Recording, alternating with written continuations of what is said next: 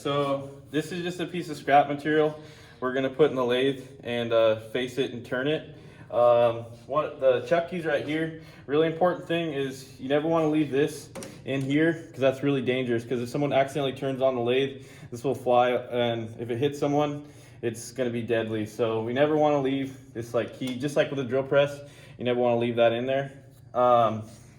So basically we're just going to take the part and put it in here. As far as stick out, usually you don't want this to stick out more than like 2 to 3 times the diameter of the part.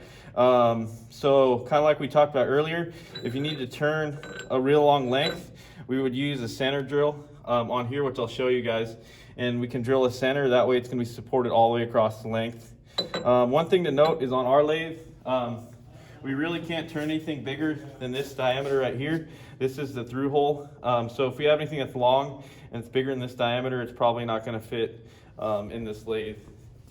So once you're happy with where it's like the stick out, on this particular chuck, it's just this one square hole, and you just put the key in there and then you can start to tighten.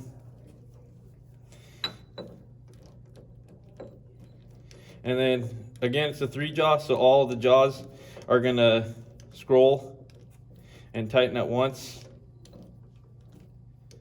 And then we're just gonna snug it up. I like to make it really tight because we don't want that to like fly out of the chuck. So I usually make it pretty tight. And then this, I'll either leave up here or put back into its holder. So the first thing we're gonna need to do is basically face off the front of this to make it nice and square. So up here are different tools. So this one right here is going to be for facing. This particular one has like a point on it. So you could also do like a little chamfer, which I'll show you. A lot of times we'll have a different tool in there. They call it either right or left hand tool for facing. So the way this works is there's a dovetail here, and this is our tool post, and it fits inside this dovetail right here. And then there's an arrow right here just to remind people that it's reverse thread. So it's like the opposite of righty tighty, lefty loosey. You actually have to go the opposite way to tighten it. Usually these tools are going to be preset to the center height because when you're turning, you want the tool to be right on the center line of the part. If it's off of the center height, what we can do is adjust it up and down with this set screw right here, and that'll push this tool holder either up or down. And usually the way we do that is we'll put a center inside the tailstock,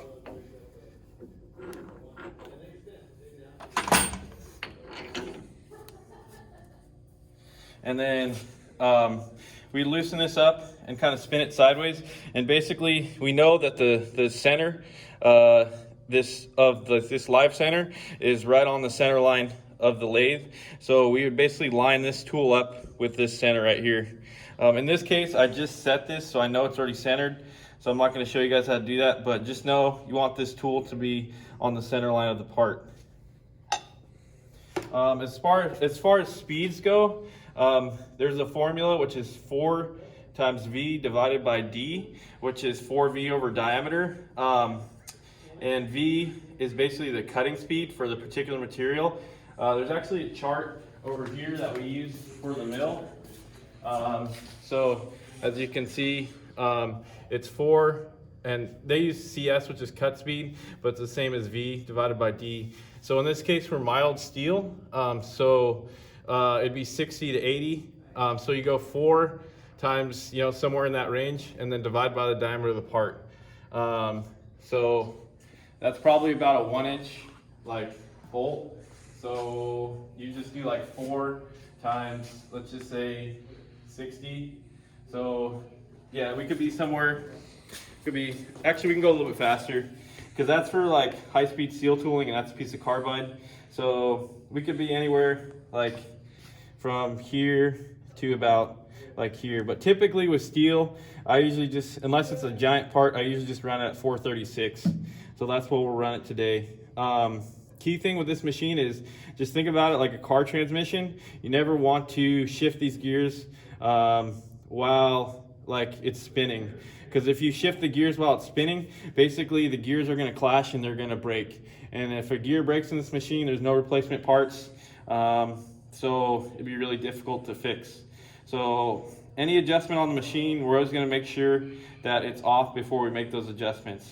As far as selecting speed, there's like a red, white, and blue range.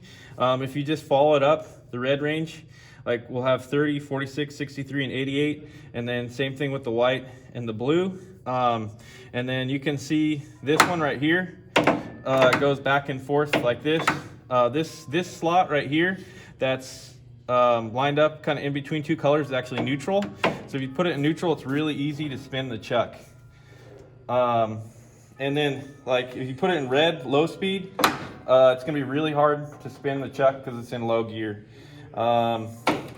But sometimes, like if it won't engage, what you have to do is just give it a little bit of a spin, like while you're moving the lever. So in this case, we want to go to blue. So I slide it all the way over to blue, and then this one right here, basically you kind of follow this knob. So right now it's on 436. If I put it right there, it'd be 625, 855, or 1200. So in this case, we're going to do 436 like that. This fine and coarse, you guys really want to worry about that because that's only if you're cutting threads or power feeding. Most of the time we just leave it in fine. The only time we put it in coarse is if we need to cut like a coarse thread. And this forward or reverse, that's actually the feed direction. So if you look at the chart, if we have it set to forward, the carriage is going to slide in this direction, and like the tool post, if you're facing, is actually going to come back towards us. If we're in reverse, it's the opposite. The tool post or the cross slide is going to move forward, and the carriage is going to move towards that wall over there. So in this case, we're doing facing, so we're going to want the cross slide to move towards the back wall, so we'll put it in reverse. And so right now it's in forward, and we'll move it to reverse. So I can't remember if this was a lathe that was wired backwards or not. It might be. If it's wired backwards, then this chart will be in reverse, but I think we might have fixed that. One thing to note, if we are going to power feed, we want to make sure this is in the middle of its range. Because if you start it, say you have that thing backwards, and you have this thing all the way at the end of the range, like this, it'll get there.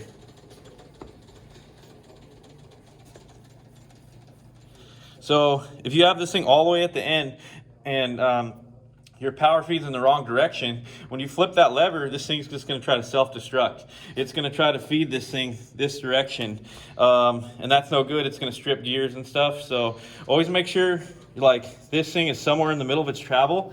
That way, if you have the feeds like in the wrong direction, it's not going to break anything.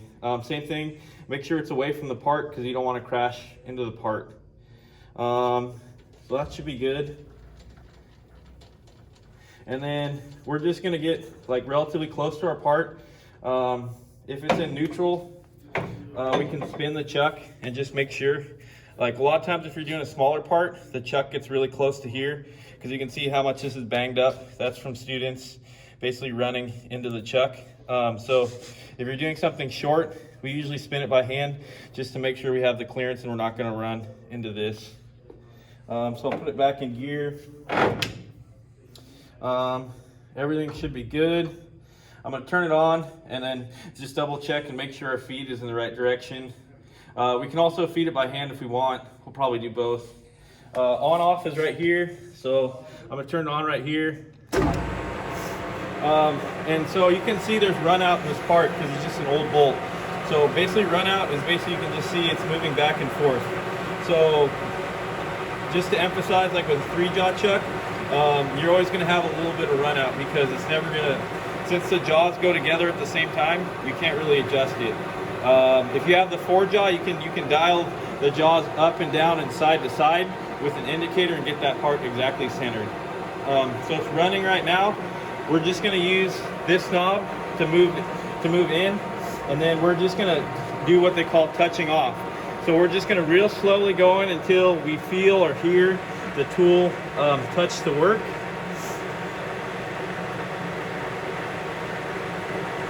So you can hear it, and you saw a little chip come off, so it's touching the work right there. So we're going to back off. We're going to make sure we're away, and we have this little indicator right here, and we can put it against the carriage, and that's going to tell us how far we're moving over. So we can set it, and see this is touching there, and then we can also, if we really want to, we can set this to 0, like that, and then it'll show you how many thousandths you're moving over this direction. If this is set to 30 degrees right here, you can actually, basically, since it's set to 30 degrees, you can actually dial in with this knob. And so basically four little tick marks on this equal 1/1000th of an inch this way. And that has to do with the sine of 30 degrees because the way this is and the way the lead screw is set up in here. But really it's just easier just to use this dial indicator. I don't know, it's easier. I think it's easier to use this, but if this is set to 30, remember 4 tick marks is going to be 1/1000th of an inch movement, like in this direction. One thing to note is, like when we are turning, this lathe accounts for the diameter. So when you do 1 tick mark on this, or 1/1000th, it's actually only moving physically 1/1000th because it's giving you a diameter measurement. So you're basically like accounting for, if I move 1/1000th, I'm taking 1/1000th off the diameter. But we'll cover that once we do some turning. So we're just going to move it over, I don't know, about 20 thousandths. And again, the amount of material you take off kind of depends on what material you're running and what type of tool. I typically start out light, and then I go more aggressive like as I get more used to the material I'm working on.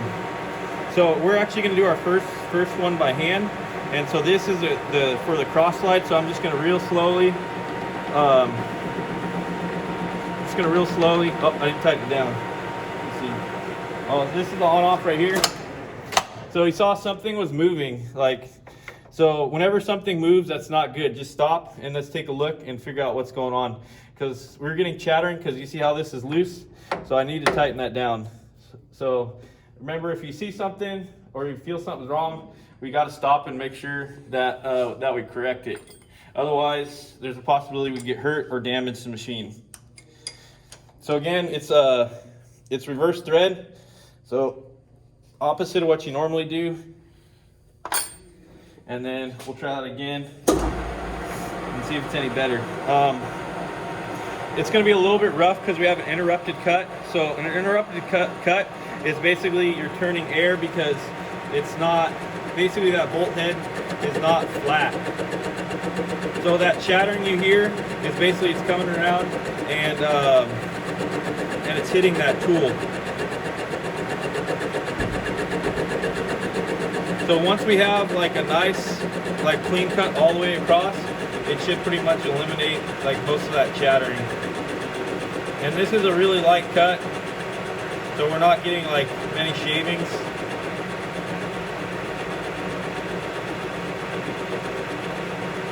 And also I think this tool is chipped, so it's not going to leave as good as a surface finish, but it'll still work. And then you just go a little bit past the middle, and then we're going to move it over.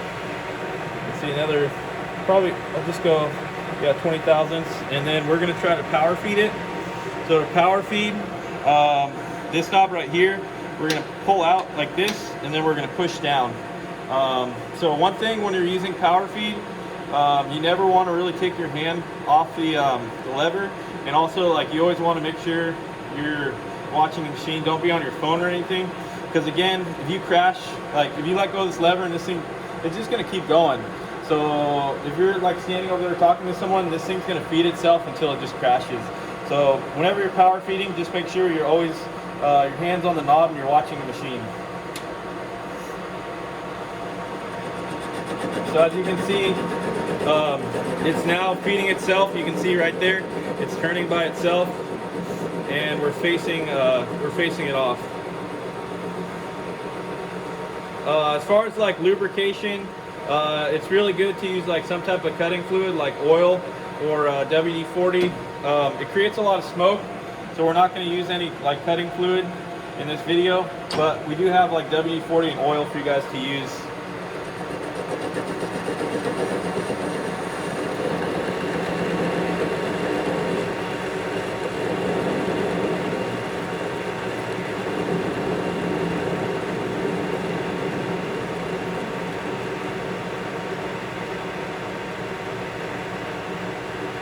So just past center, and then I can bring it back out, and we'll do another one just to do it. So let's try a heavier cut.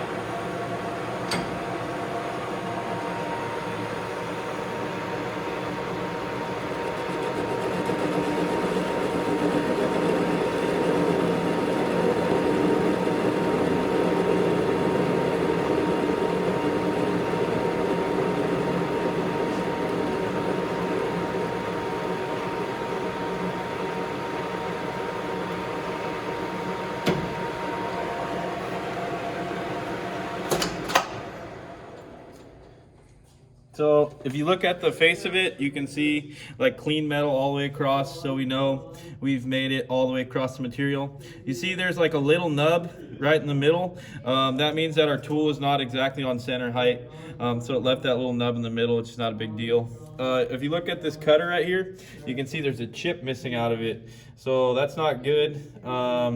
This is carbide, so we really can't sharpen it here, but yeah, we probably want to replace this tool because it's got that chip, but it's still cut pretty good. The next thing you can do, like with this tool, is like if you want to put a chamfer on the end, we can do that. So we're just going to do that by hand. We're just going to real slowly kind of just use the edge of this tool and just real slowly feed it in, and we can move it like sideways too, like that.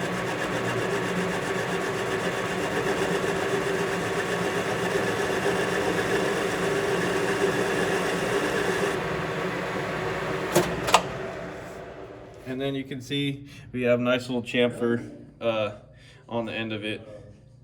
So that's basically, that's facing, which is removing material from the end of the part. We have a little paintbrush. Usually it's up here, but you can use that to like get rid of the shavings. Most of the times they're gonna be pretty hot and they might be sharp too. So it's not a good idea to use your finger to try to get rid of the shavings. Just use this little brush.